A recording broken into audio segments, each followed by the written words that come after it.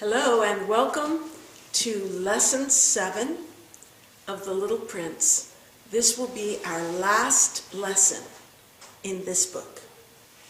And then next week we will have no class because next week is Christmas and New Year's and my daughter is getting married to Pedro Carvalho. So we have a full week next week. So no classes next week. The following week we will come back with a new book. So today we finish The Little Prince. And we also have two students in the room listening. They may or may not have a question or a comment, but they're here. So welcome. And I just want to let you guys know, especially you, that this is the last lesson in a book club. So we have read the entire book already in the last 6 weeks. And every class, the students get a PDF, an MP3 of me reading the chapter we're studying in fluent English, and a lesson talking about the section. So at the end of the book, you have the entire book on MP3 and the entire book in PDF and also lessons on the entire book. So we're about finished. And in a few weeks, 2 or 3 weeks, I will take The Little Prince off of the website and it will become a package.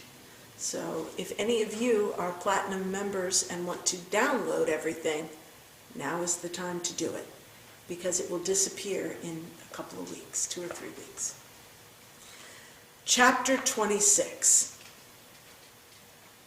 The Little Prince converses with the snake, the Little Prince consoles the narrator, and the Little Prince returns to his planet.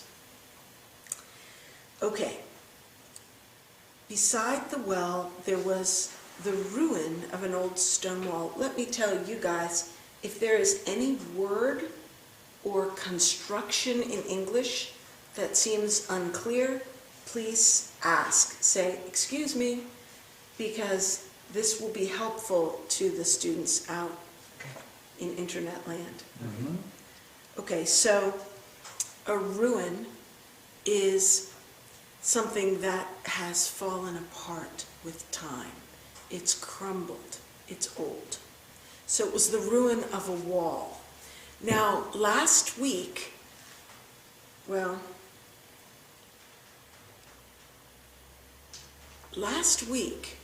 Little Prince was speaking.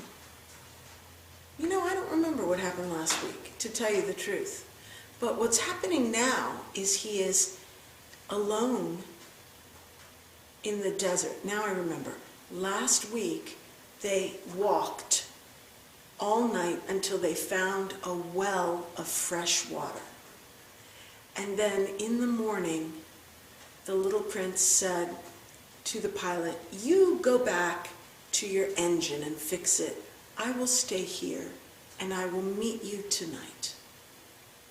So the pilot went back to his airplane and worked all day, and now he is coming to meet the Little Prince in the evening, in the same place where there was a well of water the night before. So, beside the well, there was the ruin of a stone wall. When I came back from my work the next evening, let me see what time it is, 5:30, I saw from some distance away my Little Prince sitting on top of a wall with his feet dangling. So from a distance means he was far away, and he saw the prince sitting on the wall with his feet going down. And the pilot was able to hear from the distance the Little Prince was speaking to something that could not be seen. And he said, "You don't remember. This isn't the exact spot. the little prince is looking for the very spot where he came down from his star 1 year earlier. It must be just the right place because he wants to go back to his star. So the voice answered, we cannot see who it is. And then the little prince says, yes, yes, it is the right day, but this is not the right place. So we know today is the 1 year anniversary of the little prince coming down to earth. This day, 1 year ago, he came. But they're not in the exact right place. I continued my walk toward the wall, so the pilot is approaching. At no time did I see or hear anyone. So he never saw anyone, he never heard anyone. He only heard the little prince speaking, but he did not hear a voice answering. The little prince, however, replied again, exactly. You will see where my track begins in the sand. You have nothing to do but wait for me there. I shall be there tonight. Okay, so he is making an arrangement with the snake to meet him in the exact right spot. If the snake bit him now, it would be the right day, but the wrong time. No, sorry, right day, but the wrong place. So probably the snake is saying, let's do it now. And the little prince is saying, no, this is the right day, but the wrong place. And the snake says, how do I know where to find you? And the little prince says, you will see my track in the sand. Just go there. I was only 20 meters from the wall, and I still saw nothing. After a silence, the prince spoke again. You have good poison? You are sure that it will not make me suffer too long? The little prince was afraid. I stopped in my tracks, my heart torn asunder. Stopped in my tracks is an idiom. It means stopped, all of a sudden, thunderstruck, shocked. I stopped in my tracks, just like that. My heart torn asunder, meaning heartbroken. But still, I did not understand. So he has a premonition that something bad is coming. Now go away, said the little prince. I want to get down from the wall. I dropped my eyes then to the foot of the wall. That means he looked down, and there he saw the snake. I leapt into the air. Leapt. That's leap, ed, leapt, meaning jumped into the air. There before me, facing the little prince, was one of those yellow snakes that take just 30 seconds to bring your life to an end. So there before me means in front of me. Facing him means the face of the fox was toward the face of the little prince. They were facing each other. And it's a yellow snake with very strong poison. Kills you in 30 seconds. Even as I was digging into my pocket, that means reaching in to find my gun, my revolver, I made a running step back. So the pilot is afraid of this snake. But at the noise I made, the snake let himself flow easily across the sand, like the dying spray of a fountain. And in no apparent hurry, he disappeared, with a light metallic sound among the stones. So the snake departed, and the image is like a dying spray of a fountain. It's an image of death, which is very apropos, we say in English. And we spell that, it's from French.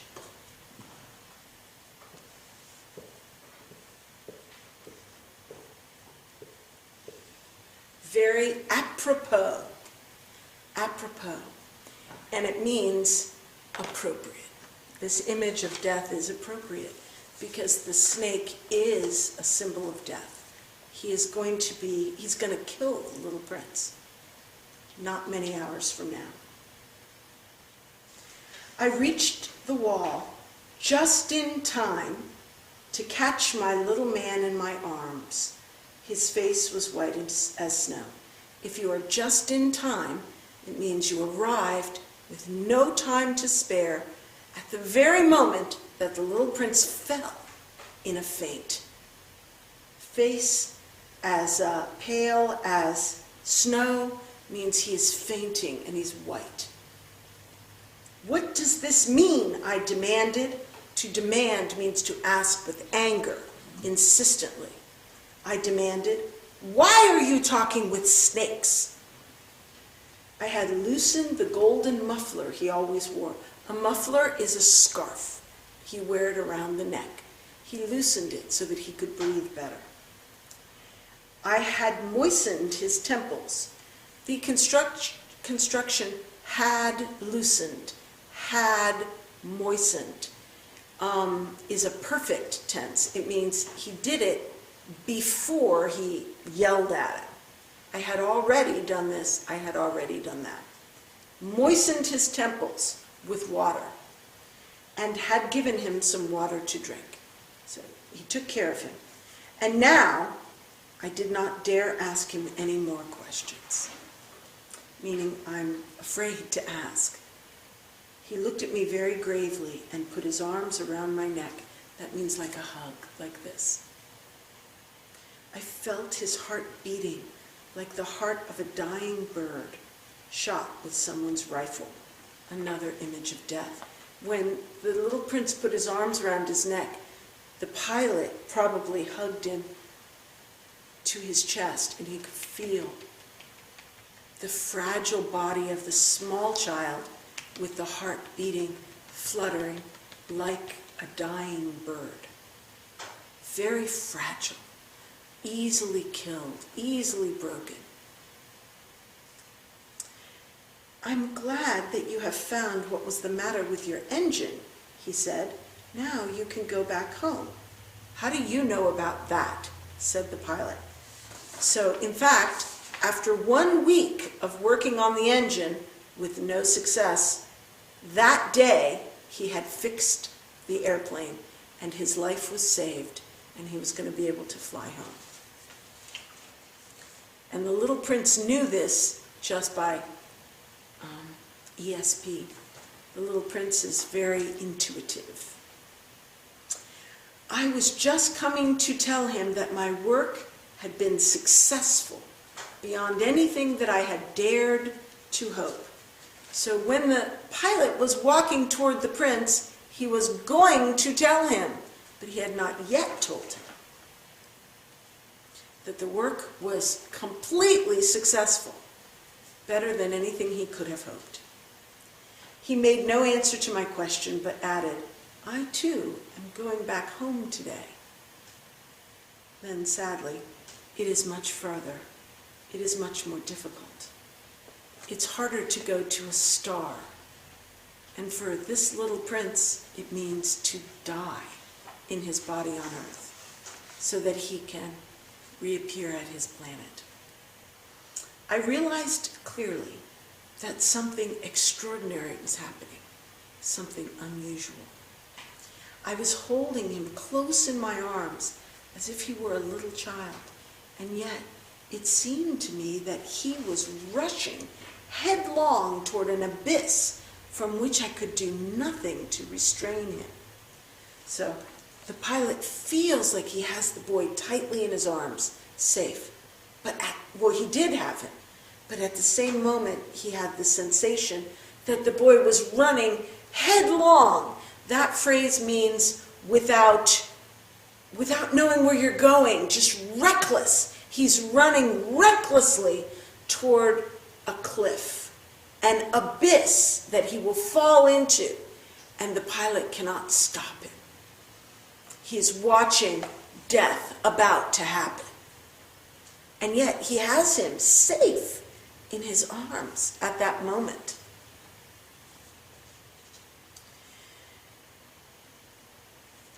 His look was very serious, like someone lost far away. I have your sheep, and I have the sheep's box, and I have the muzzle. This is all from chapter 1. And the fact that he looked like someone lost far away, sometimes when you're at a very significant moment in your life, everything looks far away. You feel dissociated from reality. Dissociated. D-I-S-S-O-C-I-A-T-E-D. It's disassociated. We say dissociated. It means separated, abnormally separated, because you're at a critical moment. He seemed far away. So, I have your sheep. I have the sheep's box. I have the muzzle. And he gave me a sad smile. I waited a long time. I could see he was reviving a little. He had been fainted, so he is becoming strong again, a little bit. My dear little man, I said to him, you are afraid. He was afraid. There was no doubt about it. He was definitely afraid. But he laughed lightly. I shall be much more afraid this evening. Once again, I felt myself frozen by the sense of something irreparable. I-R means not. I-R, ear, means not. And then reparable is repair. Able. So to repair something is to fix it. Fix it because it is broken. This was irreparable, something that could not be fixed. No remedy can be found. No cure for this disease. I felt frozen by the sense of something irreparable. And I knew that I could not bear the thought of never hearing that laughter anymore. For me, it was like a spring of fresh water in the desert. Last week, we talked about the long walk in the desert, and then the sound that the rope made when they were winding the pulley to bring the bucket of water up. They called it the song of the pulley. And then the sparkles of sunlight on the water. And when they drank, it was good for the heart, like a present. It wasn't just having your thirst quenched. It was like a present on Christmas. It touched your heart. Well, he's saying here, the laughter of the little prince is like a spring of fresh water in the desert. It's more than just a sound. It's something that touches his heart. And he can't bear to think he will never hear it again. Oh, just a second. I want to make sure that the camera is not quite right. There we go. Little man, I said, I want to hear you laugh again, because the sound of the laughter is what he loves. But, he said to me, tonight it will be a year. My star, then, can be found right above the place where I came to earth 1 year ago. Little man, I said, tell me it is only a bad dream, this affair of the snake and the meeting place and the star. He wants it to be a bad dream. I'll tell you something that happened to me once. I had a bad dream. It was very, very real. In this dream, I had my young daughter, maybe 2 or 3 years old, with me in a train, like a subway under New York City that goes in every direction. And my daughter, my little daughter went through a door and disappeared into another train, and I was distracted. And when I went to look for her, I realized she was gone. She maybe had gotten on another train. She could have been anywhere. She was totally lost. And I remember praying in the dream, "Oh God, let this be a dream." And I woke up. Even though in the dream I didn't know it was a dream. I thought it was real, but I prayed hopelessly and despairingly, "Let this be a dream." And then all of a sudden I woke up, and it was a dream, and I was so glad. This guy is having that right now. He's saying, "Let this be a dream." This affair of the snake and the meeting place and the star. It must be a bad dream. But he did not answer my plea. He said to me instead, "The thing that is important is the thing that is not seen." This is one of the key lessons of this book that the little prince learns from the fox. That which is essential is invisible to the eye. It is only with the heart that one can see correctly. So he says that probably to remind himself of this, because what they can see with their eyes is that he will be bit by a snake, he will die, and he will never see his friend again. That's what the eyes can see. But what is essential is invisible to the eye. It can only be seen with the heart. "Yes, I know," said the pilot. Now we have a section where the little prince is trying to comfort the pilot. The little prince wants the pilot to agree and say, "You're right, it's okay, I understand." But the pilot refuses to say it. And so the little prince keeps trying with something more and more and more. So we'll see what the little prince says each time he tries to comfort the pilot. He says, "It is just as it is with the flower. If you love a flower that lives on a star, it's sweet to look at the sky at night. All of the stars are blooming with flowers." So the little prince says, "If you love me and I live on a star, you will see me in every star. It's just that way." He's saying, for me, the little prince, when I look at the stars, every one is blooming because my flower is on one of those stars. And it will be the same way for you when I'm gone. That's the idea. And the pilot says, "I know, yes, I know." But he is not comforted. So the little prince tries again.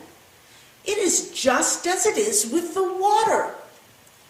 Because of the pulley and the rope, what you gave me to drink was like music. You remember how good it was?" So he's saying, remember, there was something special in that water. Because of your memory of the walk in the desert, because of the sound of the pulley, the water had special goodness. You will have that when I am gone, because you will remember me." The pilot is not comforted. He says, "Yes, I know." But he is not comforted, so the little prince tries again. "And at night, you will look up at the stars. Where I live, everything is so small that I cannot show you where my star is to be found. It's better like that. My star will just be one of the stars for you. And so you will love to watch all of the stars in the heavens. They will all be your friends. And besides, I'm going to make you a present." He laughed again. "Ah, little prince, dear little prince. I love that laughter." This pilot's heart is breaking. All he wants is to hold on to the laughter that is so joyful and so childish and so sweet and so innocent, so musical. "That is my present, just that, the laughter. It will be as it was when we drank the water." "What are you trying to say?" says the pilot. He doesn't understand. So the little prince clarifies. "All men have the stars," he answered, "but they are not the same thing. They are not the same things for different people. For some people who are travelers, the stars are guides. They show them which way to go. For other people, they are nothing. They're just little lights in the sky. For others who are scholars, they are problems. Where does this star go? Where does that star go? What is the motion in the heavens? For my businessman, they were wealth." Remember the businessman who owned the stars? "But all these stars are silent. You alone, you will be the only one. You will have the stars as no one else has them." "What are you trying to say?" says the pilot. "In one of the stars I shall be living. In one of them I shall be laughing. And so it will be as if all of the stars were laughing. When you look at the sky at night, you, only you, will have stars that can laugh." And he laughed again. This is the present that the little prince is giving the man, laughing stars. "And when your sorrow is comforted, for time soothes all sorrows, time makes it better, you will be content that you have known me. You will be content to have had our friendship. You will always be my friend. You will want to laugh with me. And you will sometimes open your window, so for that pleasure. And your friends will be properly astonished to see you laughing as you look up at the sky. And then you will say to them, 'Yes, the stars always make me laugh.' And they will think you are crazy. And it will be a very shabby trick that I've played on you." And he laughed again. So he's saying, "I'm giving you a gift of laughing stars. You will spend time with me by laughing with the stars. And everyone else will look at you and think you are crazy. And this will be a bad thing I've done to you." And he laughed again. "It will be as if in place of the stars, I have given you a great number of little bells that know how to laugh." And he laughed again. Then he quickly became serious. "Tonight, don't come." When he says that means he doesn't want to say the words, "when I die, when the snake kills me tonight." He doesn't want to say that. So he says, You know what I'm talking about. Tonight, don't come," says the little prince. "I shall not leave you," I said. "I shall look as if I were suffering." The little prince is arguing with him, trying to make him not come. "I shall look as if I were suffering. I shall look a little as if I were dying. It is like that. Do not come to see that. It is not worth the trouble. Don't come." "I shall not leave you," repeated the pilot. But he was worried. "I tell you, it's also because of the snake. He must not bite you. Snakes, they are malicious creatures. This one might bite you just for fun, So don't come. You will be in danger. Maybe the snake will bite you. You must not come. I shall not leave you. The man says over and over, he will not allow the little prince to face this death by himself. But a thought came to reassure him, made him feel better. It is true, they have no more poison for a second bite. So now he thinks, well, at least the snake will not be able to kill my pilot.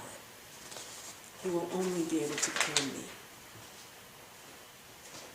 That night, I did not see him set out on his way. He got away from me without making a sound.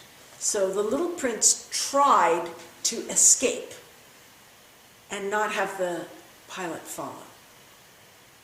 But the pilot woke up. When I succeeded in catching up with him, so the pilot chased him and got to the place where the little prince was walking. He was walking along with a quick, resolute step. Quick means fast. Resolute means he is not holding back. He is determined to go forward. He said to me merely, "Ah, you are there." That's all. And he took me by the hand. But he was still worrying. "It was wrong of you to come. You will suffer. I shall look as if I was dead, and that will not be true." He's saying, "I will not be dead." I said nothing. "You understand, it is too far. I cannot carry this body with me. It is too heavy." Again, the little prince is trying to get the pilot to say, "I understand. Don't worry, it's okay." But the pilot keeps saying nothing. I said nothing. So the little prince tries again. "But it will be like an old abandoned shell." There's nothing sad about shells. A shell is something you find on the sand at the seashore. It's not sad. I said nothing. He was a little discouraged because the pilot refused to meet him halfway. We say, that's an idiom, meet him halfway. That means compromise. To say something that indicates understanding and agreement. The pilot refused to meet him halfway, to say something that indicated acceptance of this. The pilot did not accept that the little prince was going to die, almost a suicide, but he was going to stay with him. He was a little discouraged, but he made one more effort, an effort to get the pilot to agree. "You know, it will be very nice. I too shall look at the stars. All the stars will be wells with a rusty pulley. All the stars will pour out fresh water for me to drink." So when the little prince looks at the stars, he will remember the water. When the pilot looks at the stars, he will remember the laugh of the little prince. I said nothing.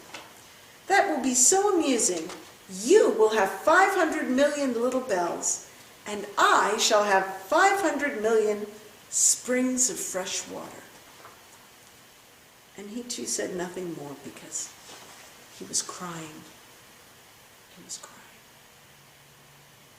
So the little prince has not succeeded in convincing himself that this is a good thing, even though he has tried very hard to convince the pilot. "Here it is, let me go on by myself," he said. And he sat down because he was afraid. Then he said again, "You know, my flower, I'm responsible for her. And she is so weak. She is so naive.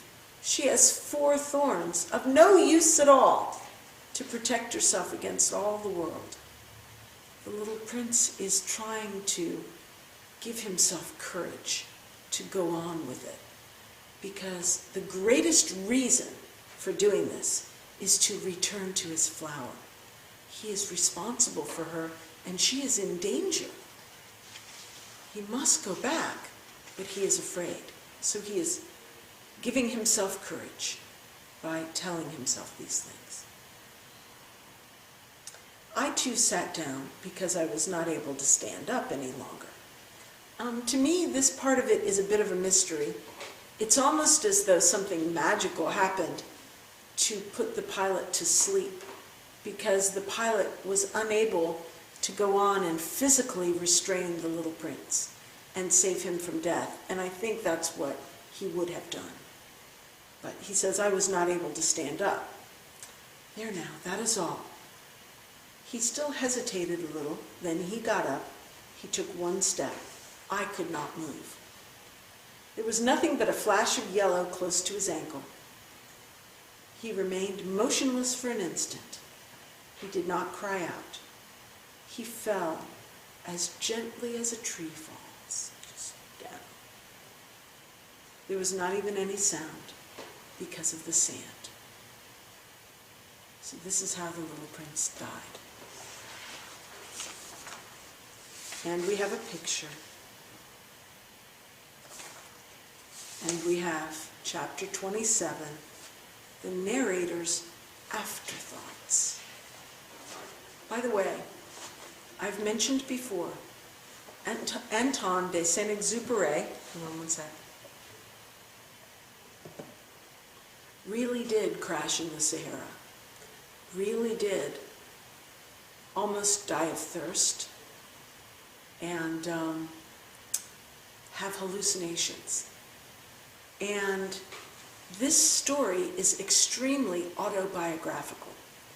He wrote the story shortly after crashing in the Sahara, and it is about his wife, who he had left, and he returned to after writing this book. There is another book called The Rose's Tale, written by Consuelo de Saint-Exupéry or whatever. So this is actually a very interesting book if you have read the background of it. So let's read the afterthoughts. And now, 6 years have already gone by. I have never yet told this story. The companions who met me on my return were well content to see me alive. I was sad, but I told them I'm tired. He said he was tired, but really he was depressed and sad. Now my sorrow is comforted a little. That is to say, not entirely. In other words, he is still sad, although not as sad as he had been. But I know that he did go back to his planet, because I did not find his body at daybreak. It looked like he died, but the body disappeared. So he went. It was not such a heavy body. He was able to take it. And at night, I love to listen to the stars. It is like 500 million little bells, with the little prince laughing on each one. But there is one extraordinary thing. When I drew the muzzle for the little prince, I forgot to add the leather strap to it.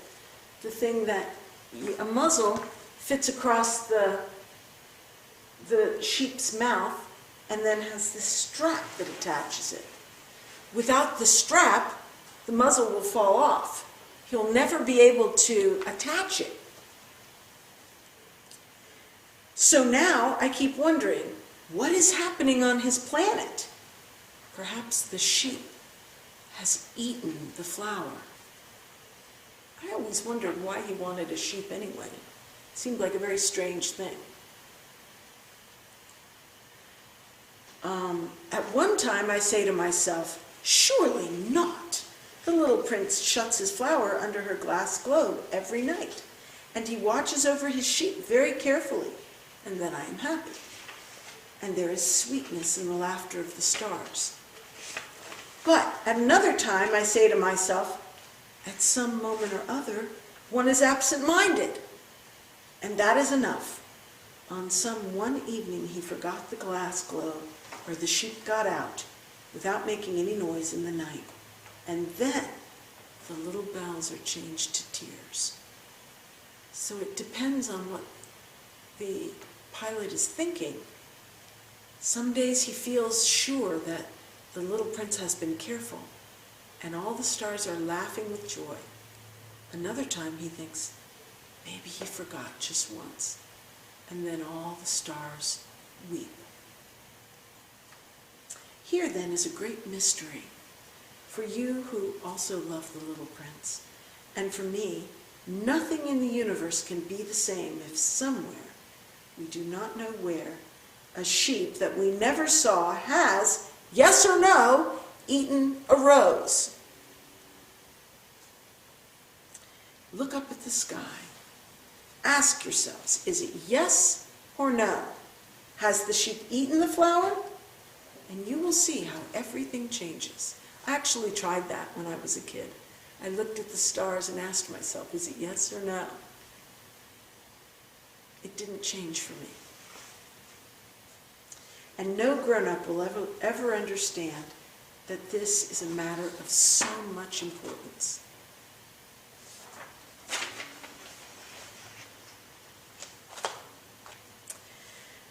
This, to me, the loveliest and saddest landscape in the world. It is the same as that on the preceding page, but I have drawn it again to impress it on your memory. It is here that the little prince appeared on earth and disappeared. Look at it carefully, so you will be sure to recognize it, in case you travel someday to the African desert. And if you should come upon this spot, please do not hurry on. Wait for a time, exactly under the star. Then, if a little man appears who laughs, who has golden hair, and who refuses to answer questions, you will know that it is he. If this should happen, please comfort me. Send me word back that he has come back. I remember as a child looking at this and trying to memorize the landscape and thinking how funny it was, because in the desert there are many places that look like this.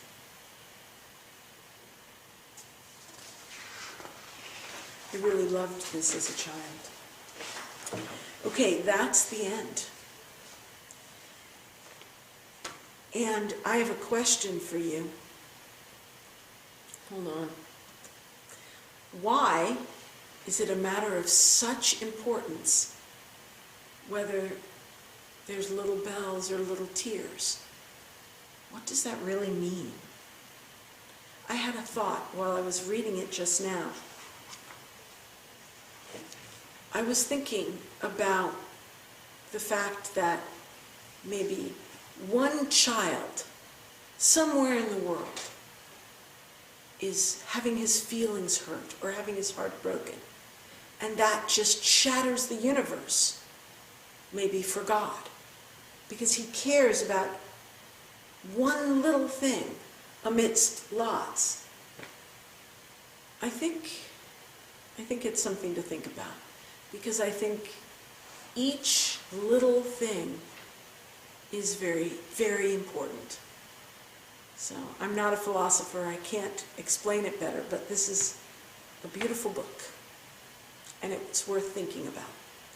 And now we are finished, and I want to invite you to look at the photo slideshow called The Fox and the Rose, which I'm including in this lesson. And I hope you like it, and I hope you liked this book. So we will begin with a new book in 2 weeks. I think it might be Animal Farm by George Orwell, but I'm not completely sure. I'm kind of torn between 2 books. So if you have any comments, leave a comment on the comment section or email me, and I will see you in 2 weeks. Thank you.